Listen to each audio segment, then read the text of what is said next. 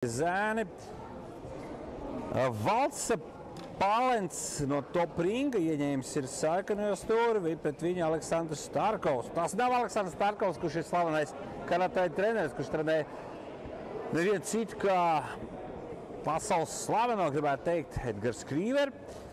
Šis ir Aleksandrs Starkovs, kurš pārstāv Golden Glory klubu, kuru vada neviens cits kā Rolands Mikalausks, labi zināms izbijušais sportists. Tagad viens no tādiem, gribētu teikt, populārākiem treneriem, tiesnešiem arī dzen.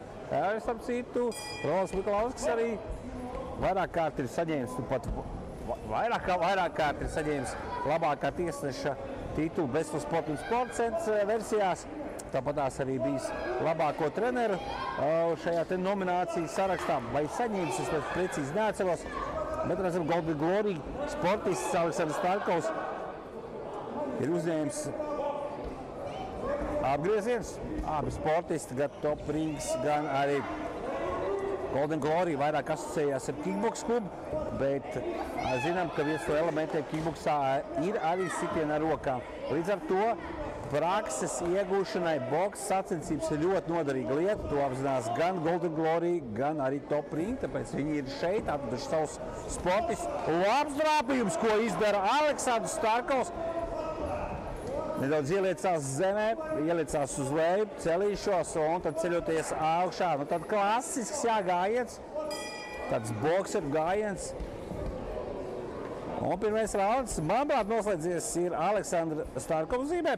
Otrais rauns, skatīsimies, kā viņš veiksies. Es domāju, ka drīkst dot padomu Valtam Pālenam, ko darīt, kā darīt.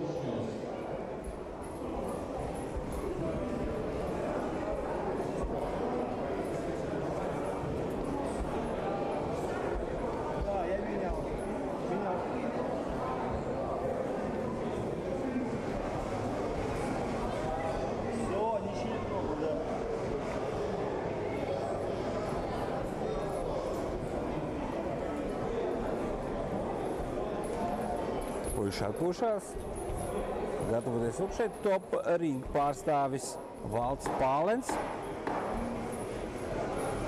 Pirmais rauns viņam nebija tik sekmīgs, kā gribētos, bet es pieļauju, ka pirmajā raundā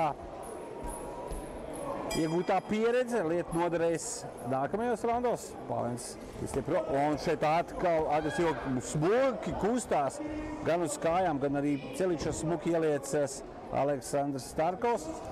Viņš ir tāds asāks. Augļu priekšrocības ir Valtam Pālenam, bet viņš necenšas viņus izmantot. Viņam tieši vajadzētu turēt distancē, ļoti agresīvo, ļoti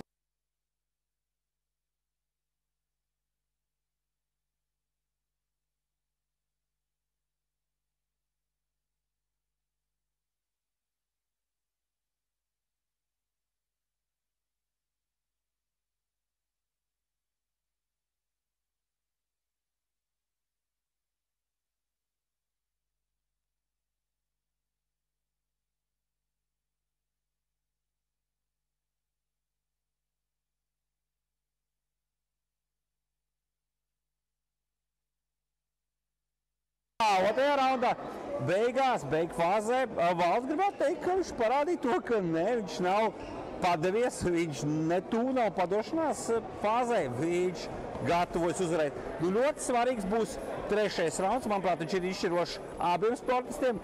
Ja pirmo raundu gribētu teikt gan pārliecinoši uzvarēja Aleksandrs Starkovs, tad otrajā raundā varbūt netik pārliecinoši, bet paņēma Valds Pālens. Līdz ar to, ja viss būtu manās rokās, kā tiesnesim, tad noteikti es skatītos uz trešo noslēdzošo raundu, jo tas, kurš uzvarēs trešajā raundā, manuprāt, uzvarēs cīņā kopumā. Skatāmies cīņa nepacietību, minūtes starp raundiem ir abiem sportistiem atvilktu elpu, ieklausītos komandas pārstāvju ieteikumos. Ir daži sportisti, kuram varam redzēt, kuri trenerim asistēja arī tēvi, kur es bieži vien es personīgi esmu pret, ka vecāki iesaistās asistēšanā un padomu došanā, jo vecākiem bieži vien atšķirās domas, kādas ir treneriem, jo Ja tu esi nodevis boksa vienalga kādā sporta sekcijā savu atvasi, tad tev jāpaļaujās uz profesionālu, uz treneri. Jo, ja tu sāksi diskutēt treneru norādījumus, tad tur būs kaos, jo neaizmirstam, ka jaunais Censonis bieži vien nevar sadalīt, kurā tad vairāk klausīties. Negrib nodot treneri, tāpat tās arī negrib neklausīties tēti, piemēram, padomos. Tā kā beigās sākās Koptelsona, šeit ļoti pielīdzīga cīņa šajā raundā, un tā ļoti atklāta. Abi ir gana tehniski, bet emocijas ir ņēmuši virsroku un savu tehniku tā līdz galam. Pēdējās 10 sekundes, un redzēsim, kurš tad paņems pēdējās sekundes. Un iet kā Pols Esо Starkovs, bet Pālets labi trāpā. Pālets un pēdējo sitienu paņem Pālets. Nu, es pat nezinu, es teikšu tā. Trešo raundu, manuprāt, neuzvarēja neviens no viņiem. Abi bija pieteikuši, vai uzvarēja abi. Tā var arī to traktēt. Ja būtu viss manās rokās, es šeit pacelt roku abiem kā uzvarētājiem un fiksēt neizšķirt. Bet es pieļauju, ka tiesneši tomēr ir novienojušies un mums būs uzvarētājs. Man ļoti grūti būt noteikti.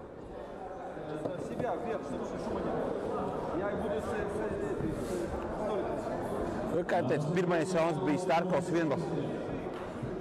Otrais rauns netika pārliecinošs, bet Pālēna zīmē. Trešais bija nešķi.